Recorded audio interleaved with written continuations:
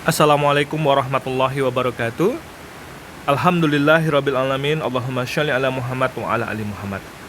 Saudara sekalian, selamat berjumpa kembali dalam perkuliahan kita melanjutkan materi yang ada pada perkuliahan ini. Semoga kita semua dalam keadaan sehat walafiat dan juga penuh semangat. Salawat beserta salam kita haturkan kepada Allah, kita mohonkan kepada Allah Subhanahu wa taala. Semoga dicurahkan untuk uswah dan kedua kita Nabi Muhammad Sallallahu Alaihi Wasallam. Baik, pada materi kali ini kita akan membahas tentang pecahan. Nah, terutama untuk antum semua calon guru SD, bagi saudara sekalian calon guru SD, perlu diperhatikan bahwa bagi anak atau peserta didik kita yang pertama kali mereka berjumpa dengan istilah pecahan ini merupakan topik yang sulit bagi mereka. Karena biasanya mereka hanya mengenal bilangan bulat gitu ya, menghitung benda secara utuh begitu, sebagai satu bilangan bulat. Dan ketika sekarang mereka dikenalkan dengan konsep pecahan. Nah, sebagai guru kita di sekolah tentu perlu memperhatikan initial knowledge atau pengetahuan awal dari siswa. Walaupun pecahan ini merupakan topik yang baru, tetapi sebenarnya sebelum mereka mengenal konsep formal tentang pecahan, mereka sudah melakukan atau sudah mengenal istilah pecahan ini secara informal dalam kehidupan mereka sehari-hari. Ada yang tahu seperti apa? Ya, kemarin sudah kita bahas ya. Ada separoh misalnya, atau sebagian, atau mereka sudah mampu memandang pembagian secara adil dan merata. Misal, kalau ada sebuah kue tar petak, kalau mereka ingin membagi dengan saudaranya, mereka ingin bagian yang sama banyak, atau kita kenal dengan istilah equal size, sama besar, seperti itu. Nah, itu kan konsep pecahan juga, bahwasanya satu bagian keseluruhan dibagi sama besar menjadi bagian per bagian.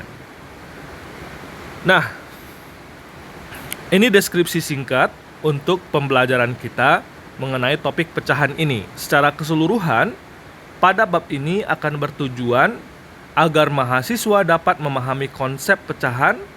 Bab ini memuat tentang pengertian pecahan. Nah, Bapak sudah suruh cari ya, apa itu pengertian pecahan? Silahkan dicatat dalam catatannya dan dipahami konsep tentang pengertian pecahan tersebut. Lalu ada lagi tentang membandingkan pecahan. Saudara masih ingat ketika kita disuruh mengurutkan pecahan dari yang kecil sampai yang besar atau sebaliknya.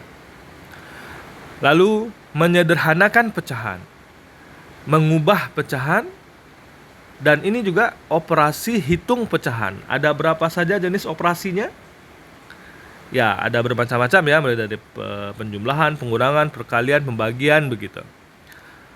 Lalu pecahan sebagai perbandingan dan skala. Apa hubungannya pemahaman mahasiswa terhadap pecahan akan menjadi dasar bagi mereka untuk menjadi guru profesional dengan penguasaan konten matematika yang lebih baik. Materi pecahan merupakan dasar bagi mahasiswa untuk memahami konsep pecahan di dalam matematika. Nah, ini capaian pembelajaran yang diharapkan. Anda mengerti definisi pecahan tersebut, Anda mengerti cara membandingkan pecahan dan mengaplikasikannya, menyederhanakan pecahan, dan seterusnya. Baik, mari kita masuk ke topik bahasan kita.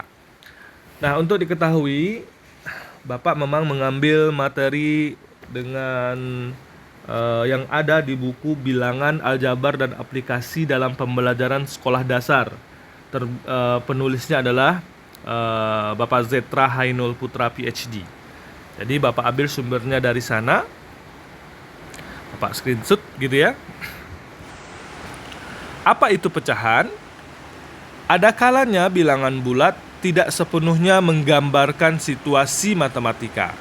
Seperti gambar berikut ini. Ini karena gambarnya dari buku di screenshot gitu ya. Jadi anggap ini lurus dan bagus gambarnya ya.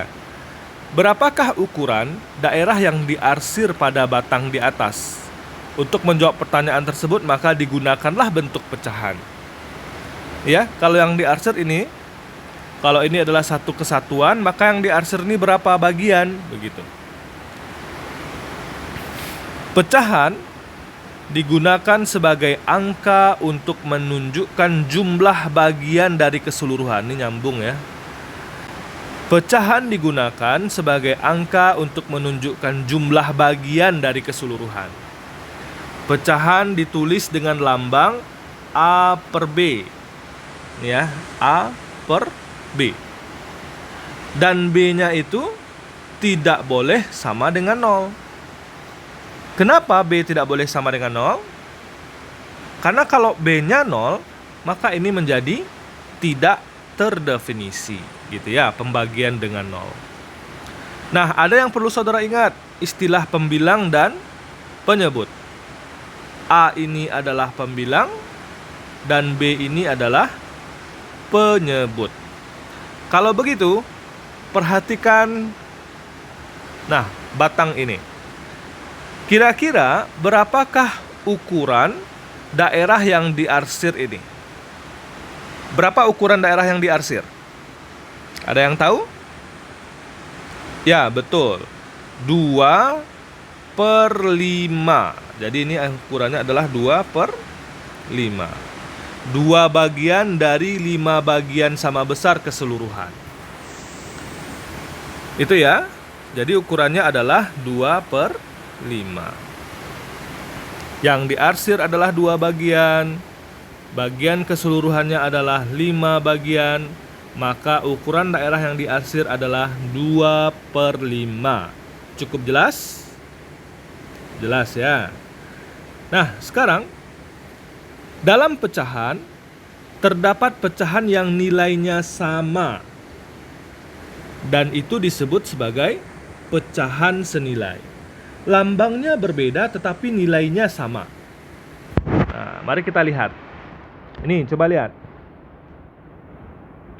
Ini gambar ini yang petak ini kan sama besar semua nih. Ini semuanya sama besar kan? Tapi kalau dia dibagi-bagi menjadi beberapa bagian sama besar yang berbeda-beda ukuran, kita lihat bagian yang diarsir ini, semua ini, toh kalau dilihat kan semuanya sama besar kan? Ya enggak?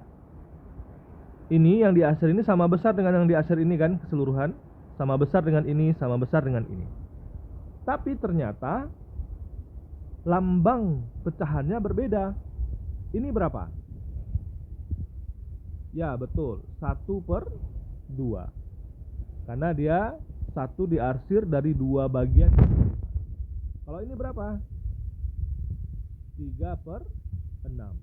Yang ini 4 per 8. Kalau yang ini 5 per 10. Ya, 1 per 2, 3 per 6, 4 per 8, dan 5 per 10. Gambar di samping menunjukkan pecahan senilai. Jadi semua ini sama senilai, begitu ya. Karena bagian yang diarsir menunjukkan pecahan dengan nilai setengah. Jadi dari sini kita dapatkan bahwasanya 1 per 2 itu sama dengan 3 per 6 sama dengan 4 per 8 sama dengan 5 per 10. Kalau mau dibagi lebih kecil lagi masih bisa juga, ada yang lainnya ya. Berapa? Mau dibagi berapa lagi?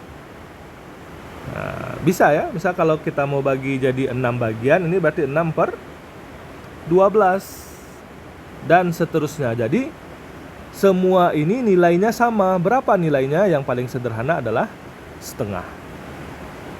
Gitu ya. Dan dari gambar kita lihat memang sama. Yang diarsir ini semuanya sama besar gitu ya. Nih, sama besar. Baik.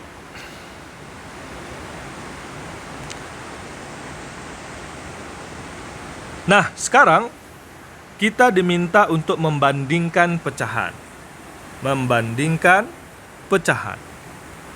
Dengan memperhatikan letak pecahan pada garis bilangan, maka nilai pecahan dapat dibandingkan.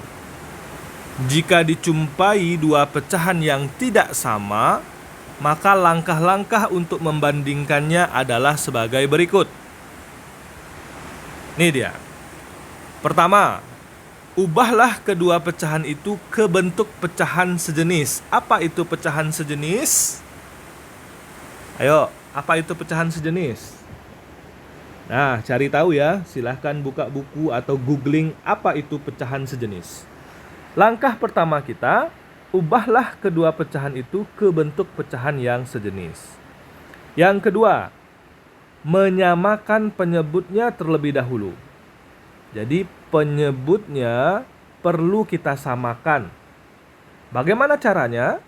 Yaitu dengan menggunakan KPK jika dalam bentuk pecahan biasa. Terus yang ketiga, membandingkan pembilangnya. Jika pembilangnya lebih besar, maka nilainya juga lebih besar. Nah, silahkan di stop video ini, kemudian dicatat dan dicari terlebih dahulu. Apa itu pecahan sejenis? Apa itu pecahan biasa? Kalau lupa untuk mencari KPK, ingat kembali mana penyebut, mana pembilang, gitu ya. Karena langkah ini kita lakukan, barulah kita dapat membandingkan dua buah pecahan atau lebih. Contoh, untuk membandingkan dua pecahan kita dapat menggunakan tanda ketidaksamaan. Ini disebut lebih kecil dan ini lebih besar. Contoh, dapat dia tidak keluar. Nah, ini dia. Bandingkan dua bilangan berikut ini. 2/3 dan 3/5. Mana yang lebih kecil, mana yang lebih besar? Kalau siswa, dia mulai ragu di sini ini. Mana yang lebih kecil, mana yang lebih besar? Apakah 3/5 lebih besar dari 2/3? Karena ada angka 5 di bawahnya gitu ya. Jadi di sini kita sebagai perlu memahami konsep ini sebagai calon guru ya. Kemudian bagaimana mengajarkannya nanti kepada anak di sekolah berdasarkan konteks dan juga pengetahuan konsep yang tepat. Mari kita lihat. Nah, coba lihat garis bilangan ini. Ini garis bilangan ya. Lalu ini 0, ini 1. Lihat, ini 0, ini 1. Maka kalau dia 2/3 berarti ini 0 ini kita bagi menjadi 3 bagian. Sama besar. Ini 1. Ini juga sama besar kan, sudah 3 bagian, 1, 2, 3.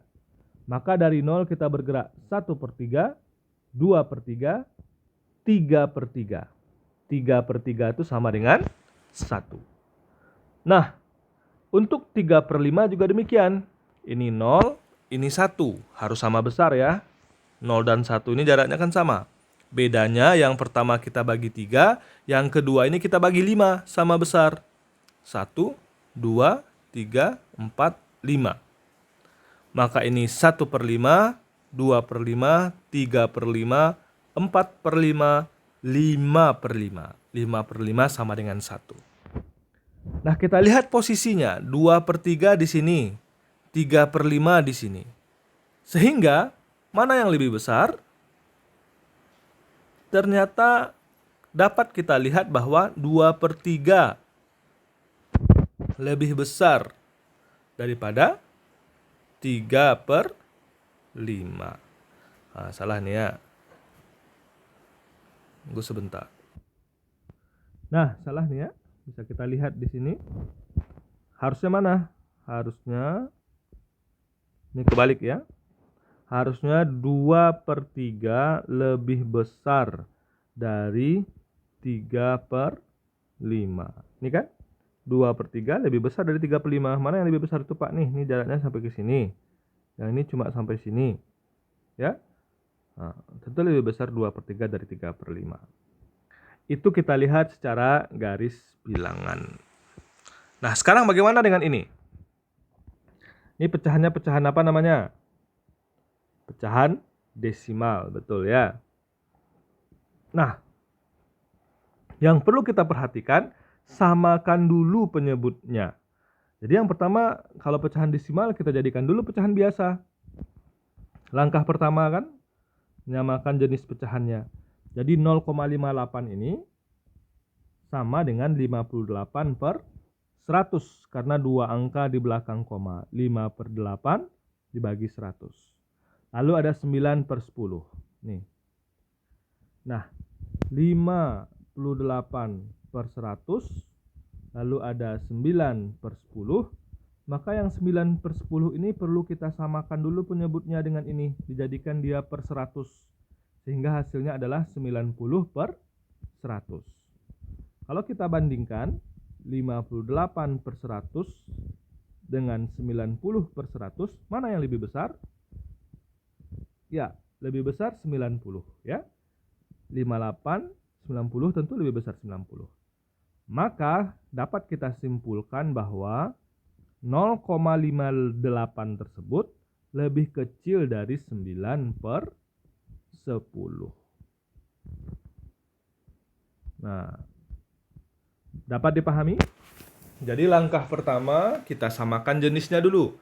Kalau desimal dengan pecahan biasa tentu perlu kita rubah dulu ya. Sama-sama menjadi desimal atau sama-sama menjadi pecahan biasa. Nah, langkah ini tolong diingat. Langkah yang mana dia tadi?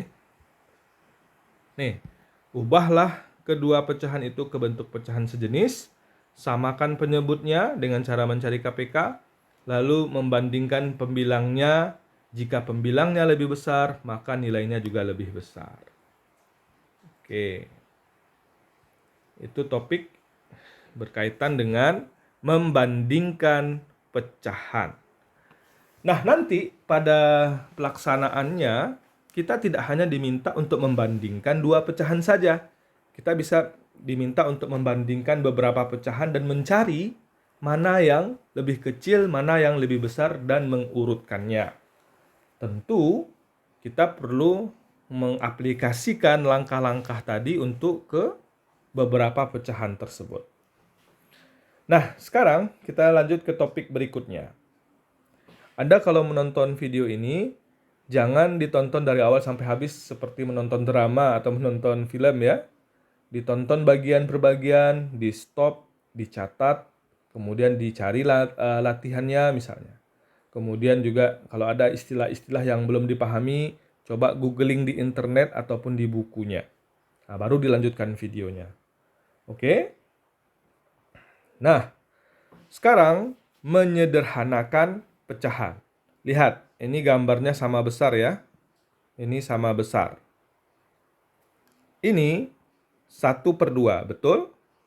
1 yang diarsir dari 2 bagian. Kalau yang ini 2/4. Ternyata 1/2 itu sama dengan 2/4. Kan sama-sama nih daerah yang diarsir. Sama ya? Ada nampak sama? Nah, luas A dan luas B pada gambar di atas memiliki nilai yang sama. Ini yang A ini yang B, luasnya sama. Hal ini berarti luas A yaitu setengah merupakan bentuk sederhana dari luas B yaitu 2/4. Nah, menyederhanakan pecahan dapat dilakukan dengan membagi pembilang dan penyebut pada pecahan dengan suatu bilangan yang merupakan FPB dari pembilang dan penyebut tersebut. Apa itu FPB? Silahkan diingat kembali. Contoh, tentukanlah pecahan paling sederhana dari 30/45. Berapa FPB 30 dan 45 tersebut? Ya, betul ya. FPB-nya adalah 15. Ini Bapak tidak mengajarkan lagi cara mencari FPB ya. Dengan faktor persekutuan terbesar, maka antara 30 dan 45 tersebut, faktor persekutuan terbesarnya adalah 15. Maka 30 bagi 15 dapat 2, 45 dibagi 15 dapat 3, maka 2/3 adalah pecahan paling sederhana dari 30/45. Kita tidak berpanjang lebar di bagian ini. Mungkin contohnya cuma satu ya. Contohnya cuma satu. Nah, maka nanti diperbanyak dengan latihan. Karena ini cuma mengulang ya apa yang sudah saudara pelajari sebelumnya. Pecahan paling sederhana dari 30 dan 45. Kuncinya di sini adalah cari FPB dari pembilang dan penyebut. Kemudian bagi kedua bilangan tersebut dengan FPB-nya. Maka itulah pecahan paling sederhana dari pecahan yang diberikan. Oke, cukup jelas. Yang pertama membandingkan pecahan, sekarang menyederhanakan pecahan. Berikutnya, nah ini karena keterbatasan waktu kita ya, kita masuk ke mengubah pecahan. Nah, pada tahapan ini ada beberapa bentuk pecahan ya. Nah, sekarang coba nanti kalau tidak cukup kita lanjutkan dengan pembelajaran berikutnya. Yang pertama, kita mengubah pecahan biasa ke bentuk persen. Persen itu per 100. Atau sebaliknya. Nah, jadi coba lihat ini. Gambar ini jumlahnya 100 semua. Dari mana yakin Anda 100? Ya, hitung saja. 1, 2, 3, 4, 5, 6, 7, 8, 9, 10. 1, 2, 3, 4, 5, 6, 7, 8, 9, 10. 10 kali 10 sama dengan 100. Yang diarsir ada berapa? Ada 35. 35 per 100 atau 35%. Persen untuk menyatakan bagian dari kuantitas atau banyak benda tertentu. Pada gambar di samping, banyaknya gundu yang dibatasi kotak adalah 25 buah. Sedangkan keseluruhannya adalah 100 buah. Pecahan untuk gambar di atas adalah 25/100, dibaca 25/100. Oh, ini salah juga nih ya. Ini bukan 25, hitunglah. 1, 2, 3, 35 harusnya. Jadi banyak koreksian nih untuk buku ini. Ya, jadi dia 35/100.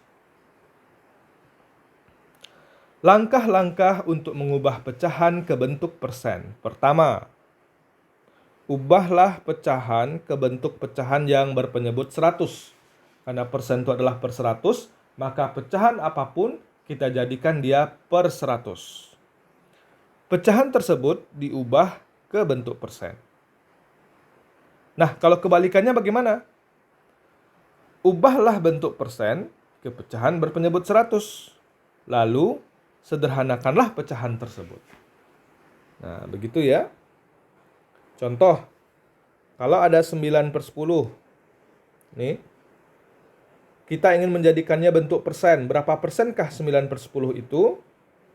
Maka kalau di sini, dari 10 kita jadikan dulu dia menjadi berpenyebut 100. Lalu, gimana caranya dapat 90 ini?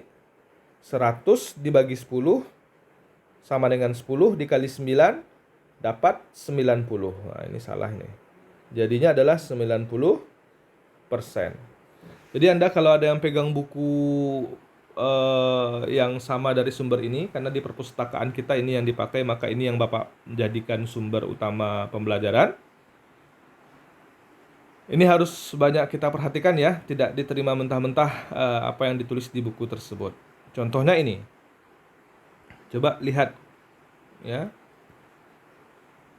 Nah, 9/10 kita jadikan dia per 100. Jadi langkahnya mungkin ini kita lupakan dulu, ini dia. 9/10 kita jadikan per 100. Bagaimana caranya? 100 dibagi 10 dapat 10 dikali 9 sama dengan 90. Ini langkah pertama. Kemudian yang kedua, kita jadikan dia persen. Maka dia menjadi 90%. Nah, bagaimana merubah dari persen ke pecahan biasa? Maka kalau kita punya 35%, kita rubah dulu menjadi pecahan biasa. Lalu kita cari FPB-nya. Berapa FPB di antara 35 dan 100? Kalau masih ada yang belum tahu, mau dicari seperti ini boleh. Oke, bukan 3 ya, tapi 5, sorry.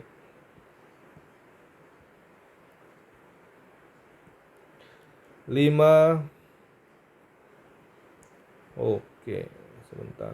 Belum muncul pulpennya. 5 dan 7. Wah, kenapa belum muncul pulpennya ini? Oke, sepertinya mesti dipilih dulu. Oke, 5 per 7. Kalau 100 bagaimana? 2, 50, 2, 25, terus 5 dan 5. Nah, kita sederhanakan 35 per 100 ini. Maka FPB-nya berapa? Ya, FPB-nya adalah 5 ya. Jadi 35 dibagi 5 sama dengan 100 dibagi 5, ini dapat 7 per 20. Maka 35% itu sama dengan 7 per 20. Bisa ya? Bisa.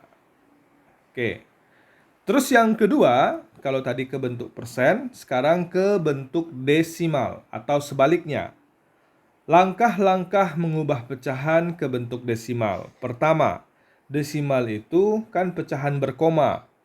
Maka kita rubah pecahan biasa tersebut ke pecahan berbentuk per 10, per 100, per 1000, dan seterusnya.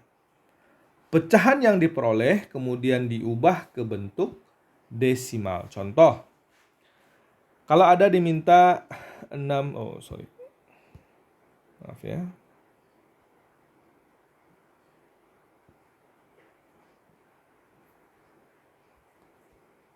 Oke, kenapa dia tidak mau ini?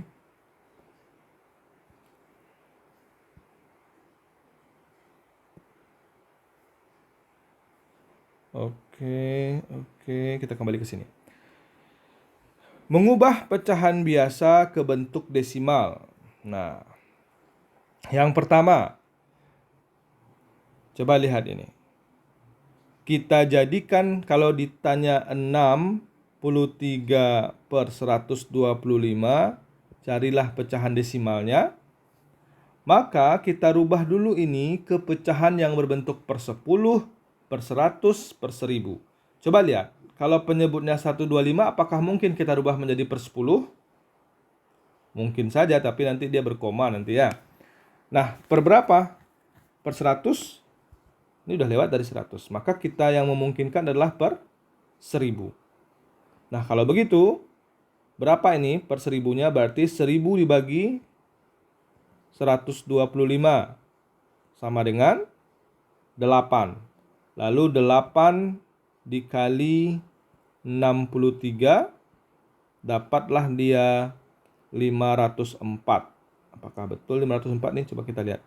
3 kali 8, 24, 42, 6 kali 8, 48, tambah 2, 50. Betul. Nah, dapatlah pecahannya 504 per 1000. Karena dia sudah menjadi pecahan per 1000, maka ini bisa kita tulis 0,504. Angka di belakang koma tidak dibaca 504, tidak ya. Dia dibaca angka bilangan per bilangan.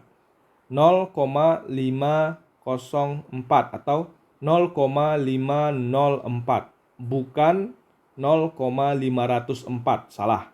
Yang kita baca adalah 0,504.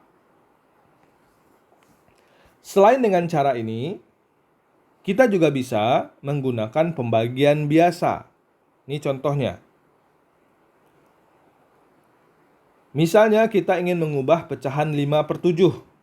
Jadi 5 per 7. Berapa itu dalam pecahan desimal? Maka kita bagi secara biasa dengan cara seperti ini. Mari kita lihat. Kita bagi biasa itu bagaimana, Pak? Nah, ini ya, kita lakukan langkah-langkahnya. 5 dibagi 7. 5 bagi 7 tidak bisa, 0. Lalu ditambahkan 0 di sini, maka dia berkoma. 50 bagi 7 dapat 7. 7 kali 7 dapat 49. Ini 10 kurang 9, 1. Datang 0. 10 dibagi 7 dapat 1. 1 kali 7 adalah 7. Ini 3. Datang 0. 30 dibagi 7 adalah 4. 4 kali 7 adalah 28. Sisa 2.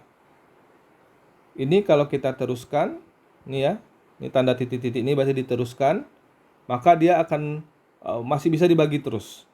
Nah, kalau kita ingin ambil 3 angka di belakang koma saja, maka 5/7 itu sama dengan 0,714. Masih ada lagi sebenarnya, tapi kita sudah hentikan. Kalau kita mau 4 angka di belakang koma, boleh. 20 bagi 7 dapat 2. 2 kali 7, 14. Sisa 6. Dan seterusnya. Gitu ya. Jadi bagaimana caranya? Ya dirubah dulu dalam bentuk pecahan per 10, per 100, per 1000, dan seterusnya. Atau bagi saja langsung. 63 bagi 125 ini bisa juga Pak? Bisa. 63 dibagi 125 dapat 0. Ini ya, 0, kemudian datang 0 di sini. Lalu 5. 5 kali 5, 25. 2 kali 5, 10. 6. Sisa 5. Ini habis. Dapat 50. Apakah 50 bisa dibagi 125? Tidak. Datang 0 di sini. Tambah 0 lagi. 500 dibagi 125 dapat 4. 4 kali 5, 20. Oke, pas, habis. Ini yang pecahan biasa ke pecahan desimal. Lalu bagaimana dengan mengubah desimal ke pecahan biasa? Langkah pertama, ubahlah bentuk desimal ke bentuk pecahan per 10, per 100, per 1000, dan seterusnya. Kemudian sederhanakanlah pecahan tersebut. Contoh, kalau ada 0,275, ini berarti 275 per 1000, karena 3 angka di belakang koma. Ini kita cari dulu FPB-nya. Berapa FPB-nya? Dapat FPB-nya 25. Maka 275 dibagi 25 sama dengan 11. 1000 dibagi 25 sama dengan 40. 11/40 adalah pecahan paling sederhana untuk 0,275. Oke. Lalu, mengubah desimal ke persen dan sebaliknya. Kalau tadi ke pecahan biasa, sekarang ke persen dari desimal. Bagaimana caranya? Ubahlah desimal ke bentuk pecahan berpenyebut 100. Kenapa? Karena persen itu per 100, ya kan? Lalu yang kedua, dari bentuk pecahan, ubahlah ke bentuk persen. Nih, misal dari desimal 0,27, berarti 27 per 100, ini bisa langsung dirubah menjadi persen. Kalau misalnya Bapak buat 0,25, ini berarti dijadikan dia menjadi per 100.